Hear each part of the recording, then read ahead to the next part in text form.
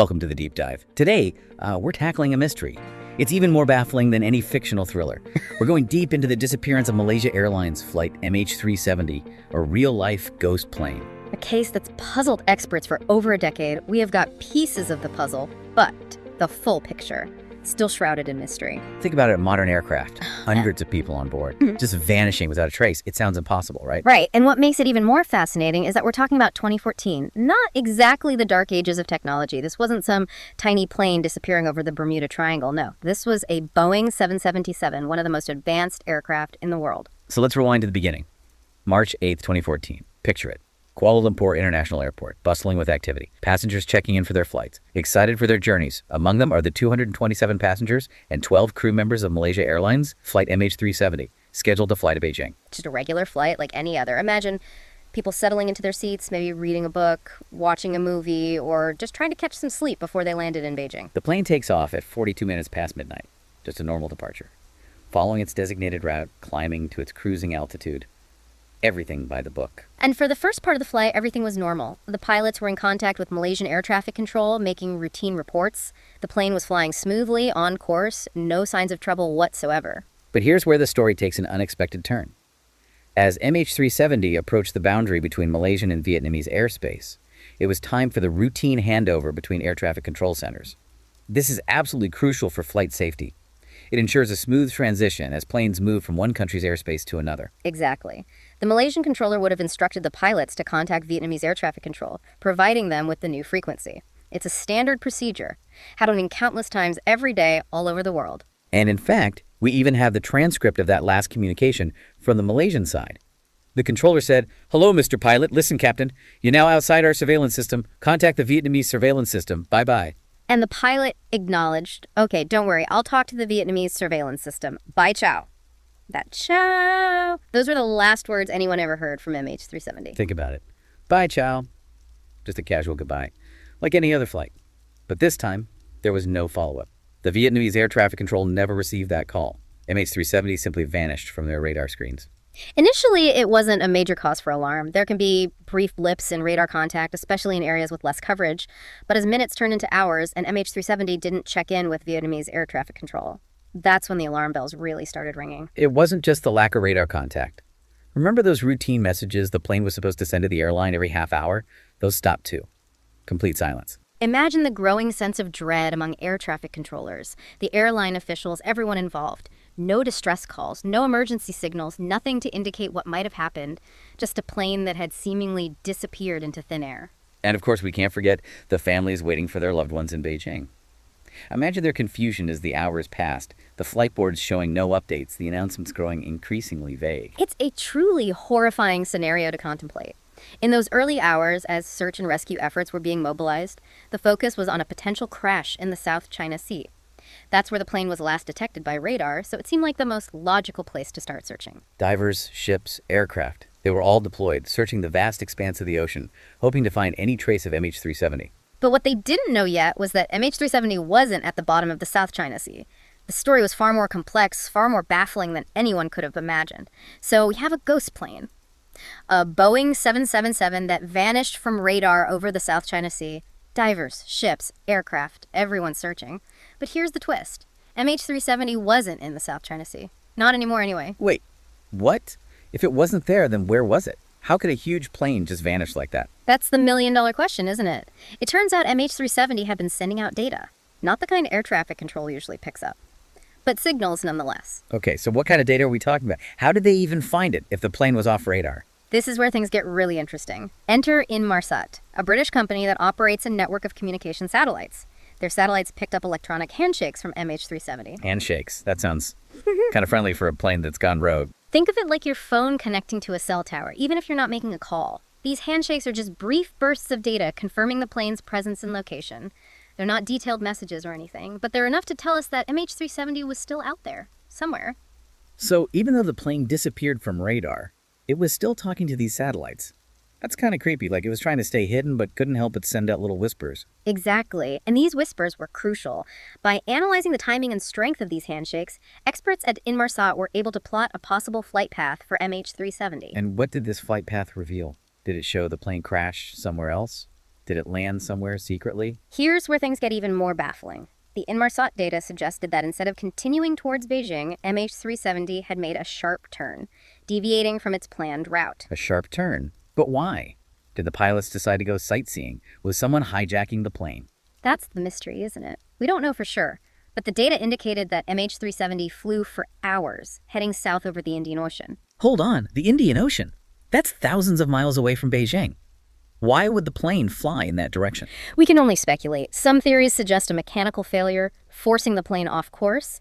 Others propose pilot error, perhaps disorientation, or a deliberate decision to change course. And of course, there's the possibility of a hijacking, right? Someone taking control of the plane and forcing it to fly to a different location. Exactly. All these theories have been considered, but none of them fully explain the mystery. We have these pieces of the puzzle, the Inmarsat data, the change in course, the lack of communication, but putting them together into a coherent picture is incredibly difficult. So what happened next? Did they send search teams to the Indian Ocean based on this new data? They did. The search area shifted from the South China Sea to a vast, remote region of the southern Indian Ocean. Imagine the scale of this operation. Ships, planes, underwater drones, all scouring the ocean for any sign of MH370. It must have been like searching for a needle in a haystack. A giant watery haystack. Absolutely. And remember, we're talking about the deep ocean, dark, cold, and subject to powerful currents.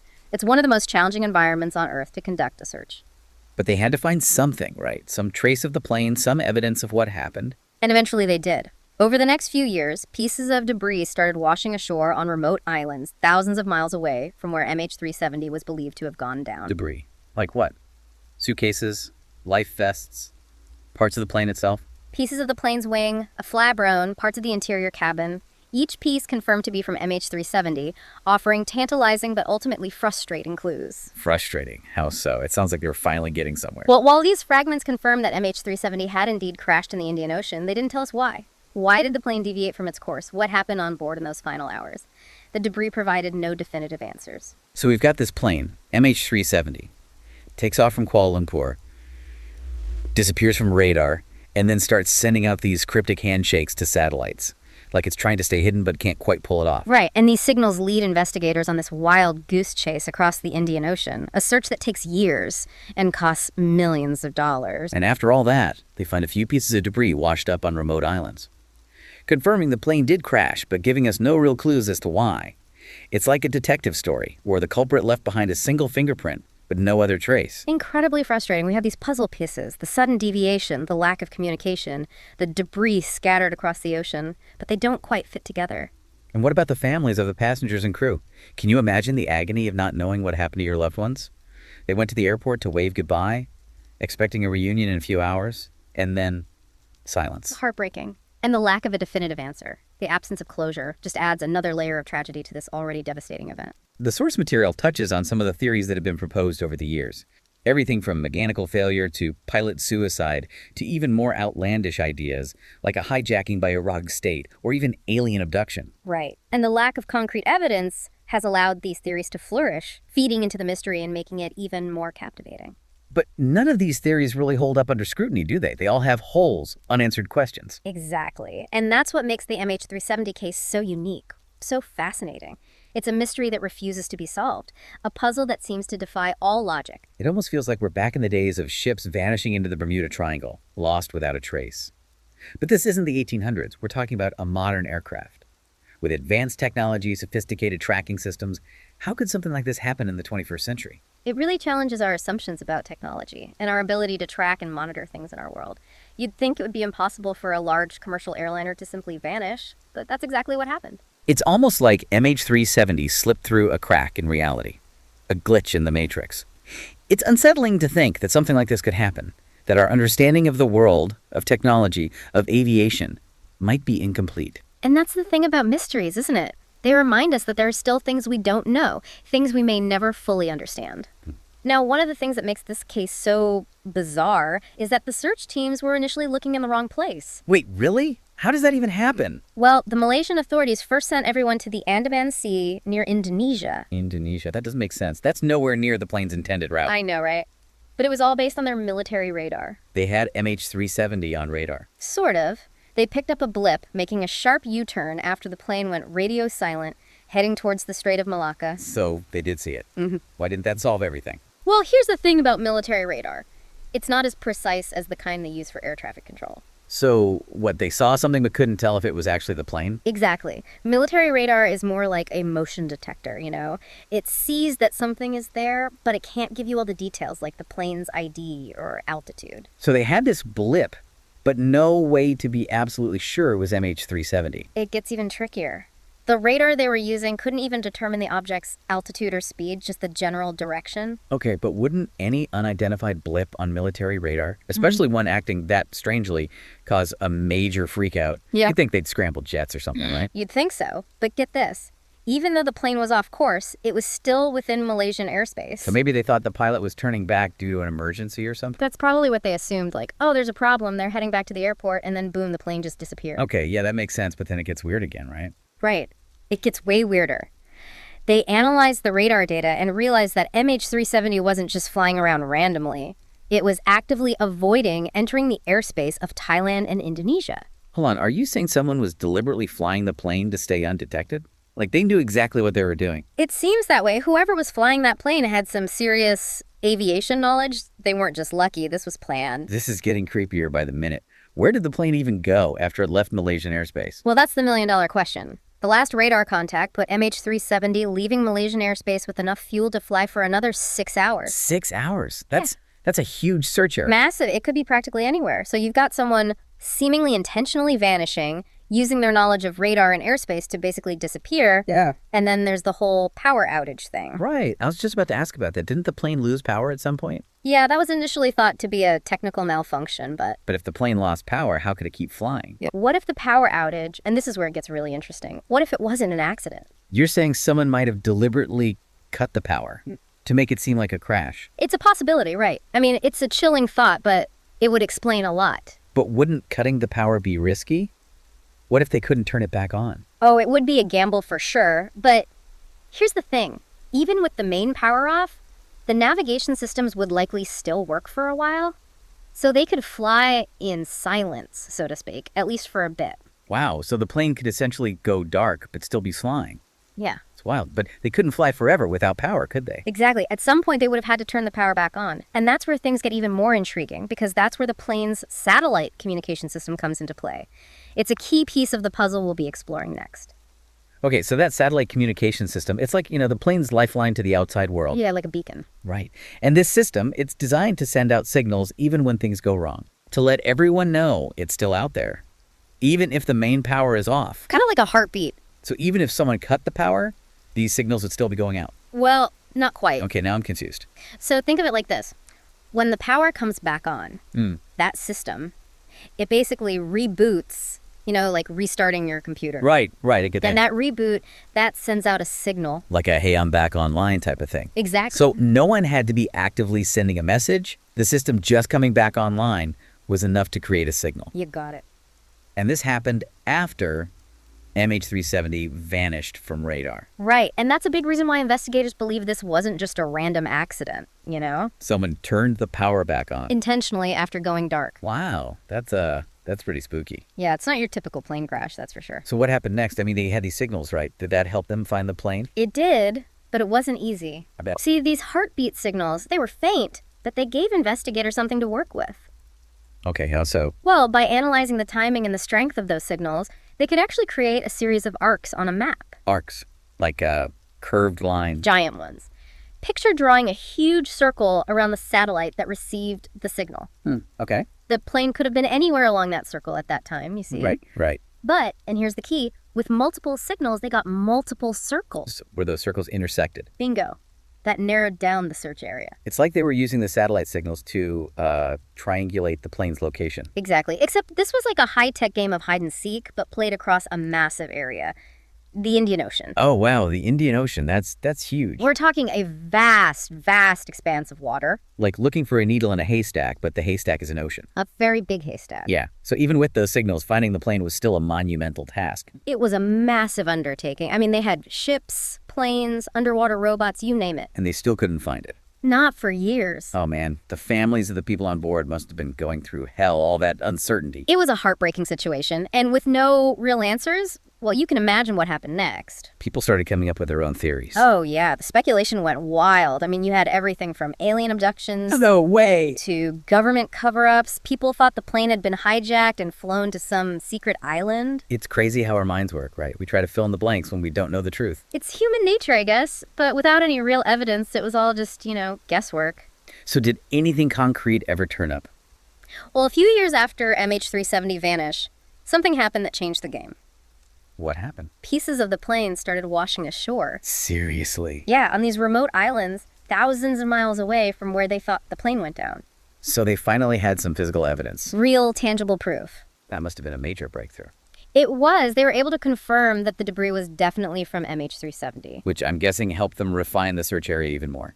Absolutely. But those pieces of wreckage, they also raised a whole new set of questions. Like what? Well, some of the debris showed signs of a high-speed impact. So it wasn't a controlled landing. It didn't appear to be. It suggested that the plane might have crashed deliberately. Deliberately. Like the pilot intentionally crashed the plane. That was one possibility investigators had to consider. It's a very disturbing thought. Yeah, that's pretty dark. But it did fit with some of the evidence they had gathered. This whole thing is so confusing. It's like a puzzle where you have some of the pieces, but they don't quite fit together. And that's the real tragedy of MH370. We have these clues, the radar data, the satellite signals, the debris. Right. But they only take us so far. We may never know for sure what happened in that cockpit that night. Or why. Exactly. It's a bit unsettling, isn't it? Like, even with all our technology, some mysteries might just never be solved. It really makes you think, It brings us to a question I wanted to ask you. Oh, okay, shoot. If you could just vanish without a trace, disappear completely, where would you go? What would you do? I mean, it's just crazy to think that a whole plane just vanishes like that in this day and age. And what really gets me is we've talked about all the evidence, the radar, the satellite signals, the debris, but we still don't have an answer to the biggest question of all. Why? Like, what could make someone do something like that? It's the ultimate mystery, right? It's the question that keeps everyone up at night. Investigators, armchair sleuths, everyone wants to know. And of course, there are tons of theories out there. Oh, I bet. Some people think it was a suicide mission. Others believe there was some political motive, maybe even terrorism. I've even heard theories about someone just trying to, escape their life, start over somewhere new, completely off the grid. Yeah, there's something kind of romantic about that idea, isn't there? Just disappearing, starting fresh. But the reality of what happened on MH370 was far from a happy ending. Yeah, for sure. It's easy to get caught up in the mystery, but we can't forget that real people were on that plane. Families were destroyed, lives were lost. Absolutely. And for those families, the lack of answers must be just devastating. It's unimaginable, the not knowing, the constant wondering. It's a good reminder that even with all our technology and investigative tools, some mysteries might just stay mysteries forever. It's a tough pill to swallow, for sure. So we may never have all the pieces to this puzzle. But the story of MH370, it still teaches us a lot, doesn't it? It does. It shows us the limits of what we know, the mysteries that still exist in our world. And it also shows us how incredibly resilient people can be, the families of those on board. They never gave up hope. Their strength and determination are truly inspiring. So even though we may never know exactly what happened to MH370, the search for answers, it's been valuable in its own way. It's pushed the boundaries of investigation, sparked international collaboration. It's made us question what we thought we knew about the world. And maybe that's the most important takeaway from this whole tragedy, the realization that some things, well, we just might never fully understand them. Well said. I think that's a good place to leave it. Well, that was a heavy one. What was it like in those first few days of the investigation? Well, the first thing, obviously, was to try and find the plane. Nobody knew where it was. It just dropped off the radar. No distress signals, nothing. And then the black box recordings. The black box. Yeah, the black box. They revealed that the plane's power had been cut. Cut, like intentionally. Intentionally. The transponder, the thing that lets air traffic control see the plane, it was switched off deliberately. But the plane kept flying. Kept flying. They figured that out because it was sending these automated signals, handshakes they call them, to a satellite network. So it's still communicating in a way.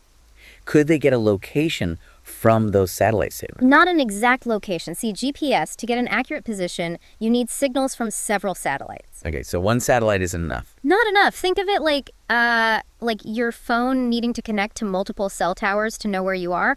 We only had the signal from one satellite. So they didn't know exactly where it was, Yep. just a general area. The signals gave them a series of circles, like possible locations where the plane could have been. Luckily, they knew how much fuel the plane had. Fuel? Yeah, so they could rule out any areas that were too far for the plane to reach. So instead of a whole circle, they had a part of it, an arc. Exactly. And there's more. The plane, it didn't just send one signal, it sent multiple handshakes. Multiple? Like how many? Every hour, roughly, for 6 hours. 6 hours of signals. Yeah. So they had, what, 6 arcs? They connected those arcs, and it painted a really disturbing picture. Disturbing. The plane had made a sharp turn south towards the middle of the Indian Ocean. The Indian Ocean. That's huge and remote. It started to look less and less like an accident and more like someone wanted it to disappear. Deliberately. So what, a hijacking? Or maybe the pilot? Those are the big questions. And then the 7th arc, the final signal, it showed that the plane was going down. Fast. Going down. So they were finally going to find the crash site. It seemed like it. But this is where things get complicated. Have you ever heard of the Doppler effect? Yeah, it's like when an ambulance siren sounds higher pitched when it's coming towards you and lower when it's going away, right? That's it. It's about how the frequency of waves, whether it's sound or light, changes depending on whether something's moving towards you or away from you. And the frequency of that last handshake from MH370, it showed that the plane was moving away from the satellite faster and faster. A rapid descent. So mystery solved, right? They had the flight path. They knew it was going down in the Indian Ocean. Yeah. They must have found it pretty quickly after that. Not exactly. The Indian Ocean, well, it's huge and deep. Searching it turned out to be a lot harder than anyone expected. Yeah, it was a massive search. And nothing. Months went by. No sign of the plane. Must have been frustrating for everyone. It was. And then, when it seemed like there was no hope left, something happened. Something unexpected. What happened? A piece of the plane washed up. Washed up. On a beach. Reunion Island. Reunion Island. Where's that? Near Madagascar. Thousands of kilometers away from where they thought the plane went down. Wait, so after all that searching, a piece of the plane just shows up on a beach? July 2015. Over a year after it disappeared. And they were sure it was from MH370. At first they weren't sure, but they analyzed it. It was part of the wing, a flaperon. Flapper. Boeing, the company that made the plane, they checked the serial number. And it matched. It matched. It was from MH370, the first real proof that the plane had actually crashed. So they'd been searching in the wrong place this whole time, and a clue just washes up on a beach. Crazy. It raised more questions than it answered. Like, how did that piece of wreckage travel so far? And if that piece made it there, where was the rest of the plane? Yeah, it's like finding one tiny piece of a giant puzzle. You have no idea what the whole picture looks like. Exactly. So they started looking at ocean currents. They used these computer models to simulate how debris would drift in the Indian Ocean. So like a virtual map of the ocean, showing where the debris might have gone. And you know what? Those models, they actually worked. More pieces of MH370 started turning up on beaches. Other beaches. Mauritius, Tanzania, Mozambique, even South Africa. Debris scattered across a huge area. So they were finding pieces of the plane, but still no main wreckage. Did those pieces tell them anything about what happened? Like, was there an explosion or something? That's what they were hoping to find out. But the weird thing is, the debris, it didn't show any signs of an explosion or a fire. No explosion. It looked like the plane had hit the water in one piece. Like a controlled landing. A controlled landing. Hold on, we've got a pilot who turns off the tracking system, flies for hours towards the middle of nowhere, and then lands the plane safely on the water.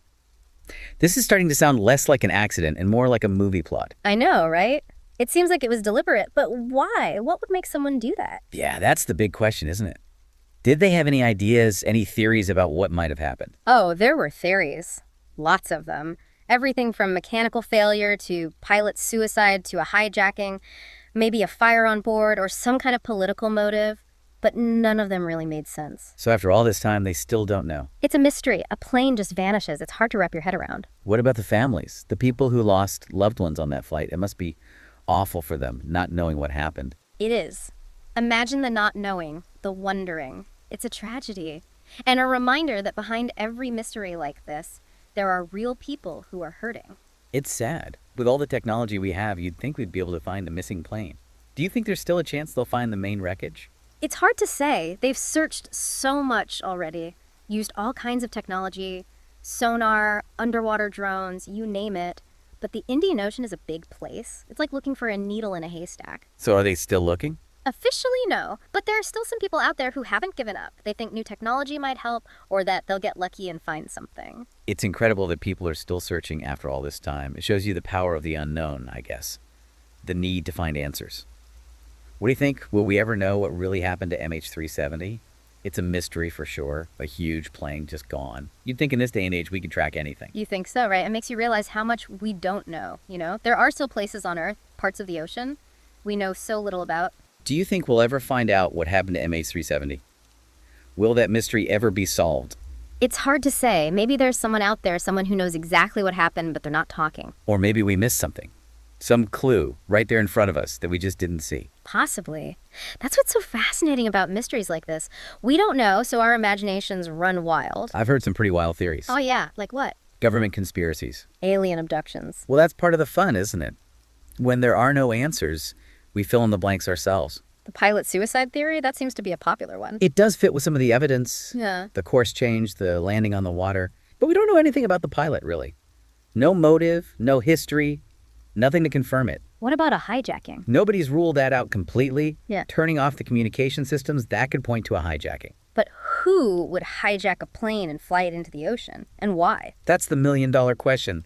Terrorists. Some country. Someone with a grudge. We just don't know. So many questions and no answers. So where do they even start looking? Well, at first, everyone's focused on the South China Sea. Last radar contact. Made sense, right? Makes sense to me. But there's a twist. Satellite data starts pointing somewhere else. Hold up. What kind of satellite data? They call it the arc theory. Arc theory. Okay, now you got to break that down for me. Think of it like this. Satellites, even way out in space, they can pick up these little electronic handshakes from planes. Okay. Not exact location, but they know the plane's out there, somewhere. Gotcha. By looking at the timing, the angles of these signals, they can map out a possible route, like an arc. So this arc leads them to the Indian Ocean instead. Bingo. What's the problem with searching there? I mean, it's an ocean, right? The Indian Ocean is, well, it's huge and deep. Okay, starting to see the problem. It's like finding a specific grain of sand on a beach. It's a very, very large beach. Exactly. Then we've got debris washing up on the shores of Madagascar thousands of miles away. Yeah, that was a big one. What does that tell us? Well, confirms the plane went down in the Indian Ocean for sure. Right. Also tells us about the currents, how they might have carried stuff. So they're using the debris almost like a message in a bottle. Kinda, yeah. Analyze what it is, run it through some fancy computer models, get a better idea of where to look. Okay, so they've got this arc theory pointing to a general area. What happens next? Big underwater searches. Ships with sonar, underwater vehicles, the whole shebang. Expensive stuff. Oh yeah, millions and millions, all focused along that seventh arc, hoping to find the plane, the black boxes, the answers. Find anything. Not much. Some bits and pieces of confirmed debris, but nothing major. Dang. After years of searching, they call it off in 2017. Can you imagine how frustrating that would be? All that effort and still nothing. It's like the ocean's hiding something on purpose. But the story doesn't end there, does it? Oh, no, not at all. There's a company, Ocean Infinity, they decided to give it a shot. What made them think they could do better? Technology for one, plus a big old reward, $70 million if they found the wreckage. That'll get people motivated. They had these autonomous underwater vehicles. Basically, super high-tech robots that could map the ocean floor in detail. Wow, so like sending a robotic army to search? Way more efficient than anything they had before. Could cover way more ground, so to speak. So they're out there scanning the ocean for 6 months, hoping to find MH370 and get that reward, do they? Nope. Come back empty-handed. Big disappointment. For everyone. The company, the families, everyone who'd been following the case. You'd think with all that tech, they could found something. It's wild. It is. Makes you wonder, doesn't it? It really does. But even though those big searches didn't work, there were other ways people were looking. Other ways, like what? Some pretty out there ideas, actually. Okay, now you've got me curious.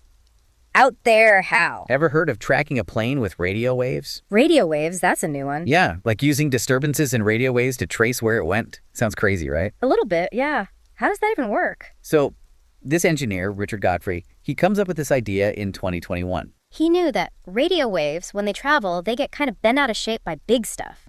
Like planes. Oh, I see. Like ripples in a pond. Throw a rock in, you see those waves. Yeah. Same thing, but on a way bigger scale.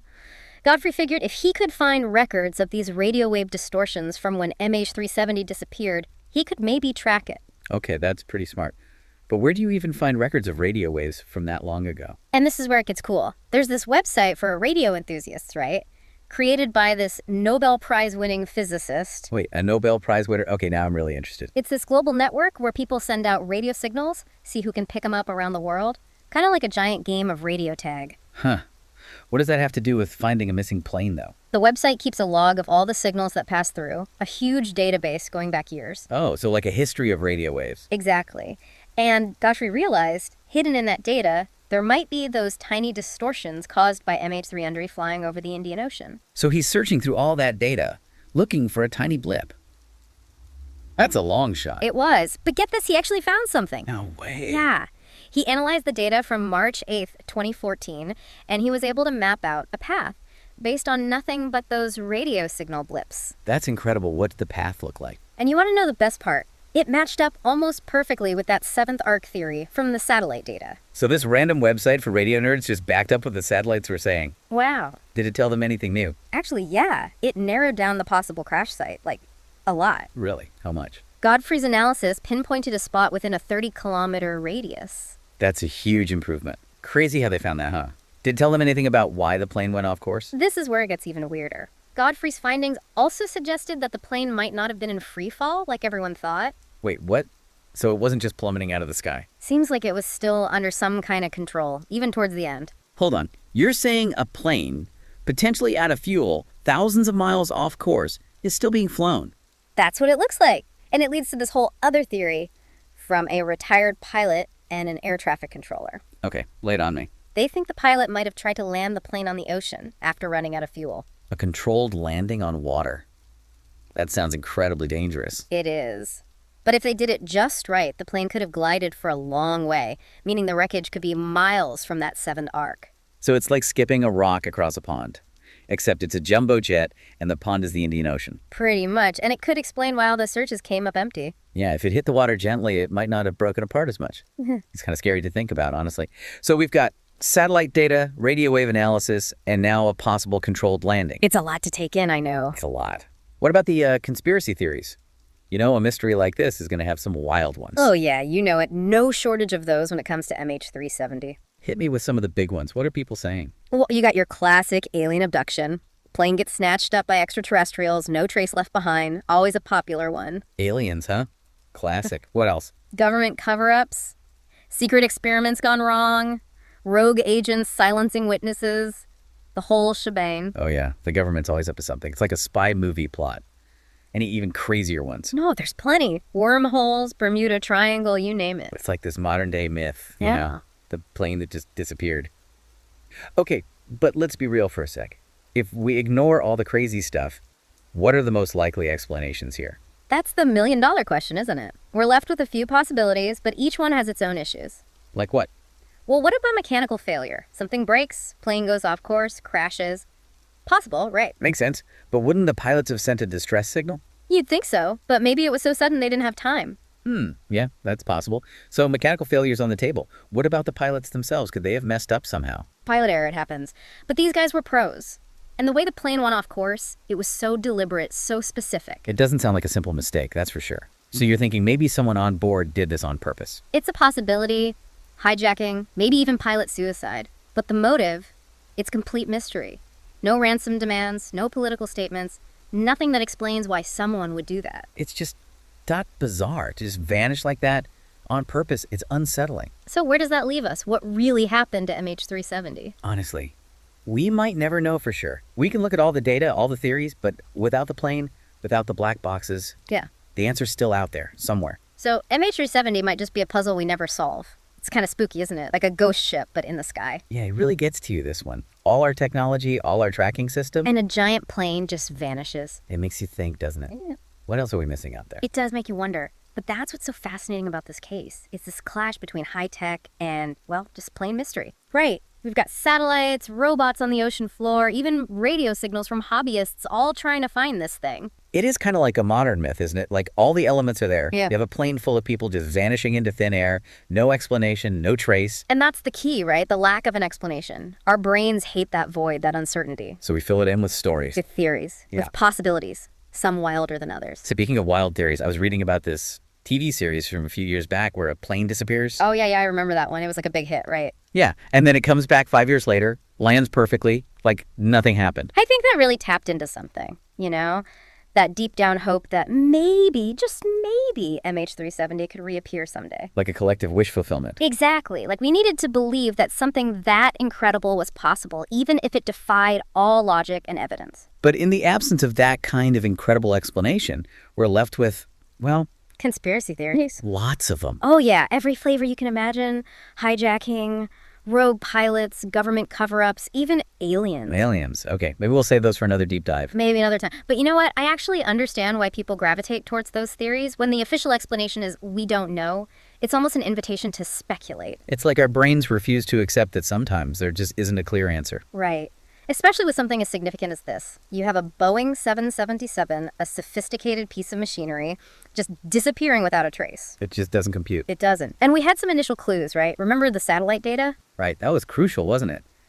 Even though no one actually saw the plane after it deviated from its course, we could track its likely path through those pings to the satellites. Yeah, it was like piecing together a puzzle with these faint digital breadcrumbs. And what that data suggested was pretty eerie. The plane flew for hours over the Indian Ocean, way off course. And then silence. Silence and that vast, unforgiving ocean. And of course, the black box was never recovered. Yeah, that's the biggest missing piece, isn't it? That recorder could have told us so much. What happened in the cockpit, what went wrong with the plane. It's like a whole chapter ripped out of the story. The mystery within the mystery. It's frustrating, right? For the investigators, for anyone following the case, and of course, most of all, for the families of the passengers and crew. Oh, absolutely. The families are the ones who've borne the brunt of this tragedy, not knowing the fate of their loved ones, living with that constant uncertainty. It's unimaginable. I was reading some of the accounts from family members, and it's heartbreaking. They talk about this feeling of being stuck, of not being able to grieve properly because there's no closure. Yeah, that suspended animation of grief. It's like their lives are on hold, frozen in time. And then, in 2015, there's that glimmer of something concrete debris washes up on Reunion Island, confirmed to be from MH370. A harsh dose of reality, right? It was like the ocean was finally offering up a clue, a confirmation, but also a crushing blow to those hopes of a miraculous return.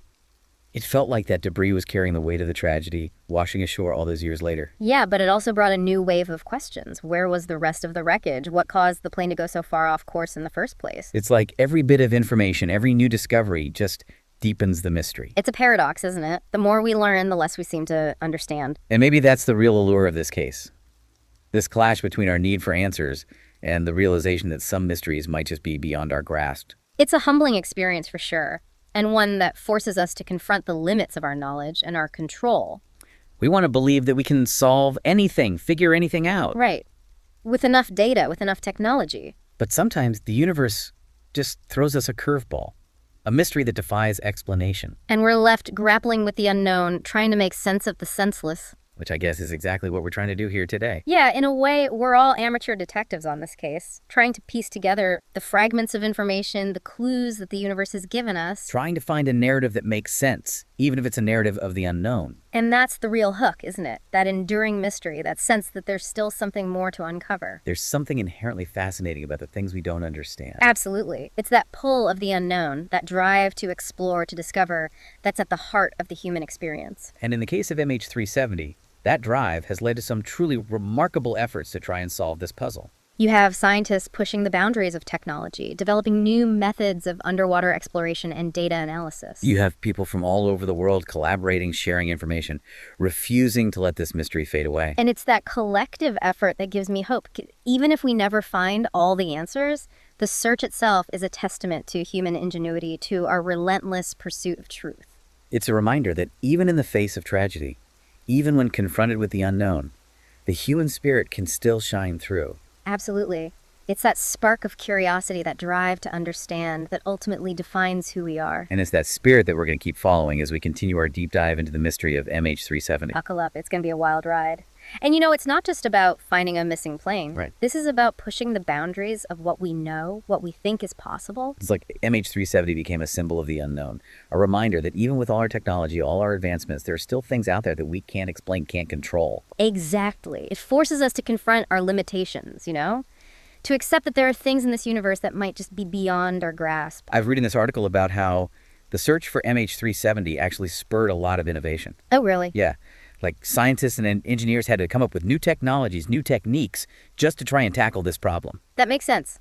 I mean, you're talking about searching a vast, remote area of the ocean. It's not like looking for a needle in a haystack. It's more like looking for a needle in a haystack that's constantly moving and changing. Exactly.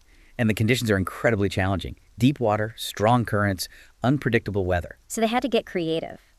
Just to even attempt a search, they had to push the limits of what was possible. It's actually pretty inspiring when you think about it. Like, this tragedy inadvertently sparked a wave of innovation. It's like this need to find answers, this refusal to give up. It pushed people to think outside the box. And speaking of thinking outside the box, have you heard about these volunteer researchers who are using this technique called reverse drift modeling? Reverse drift modeling.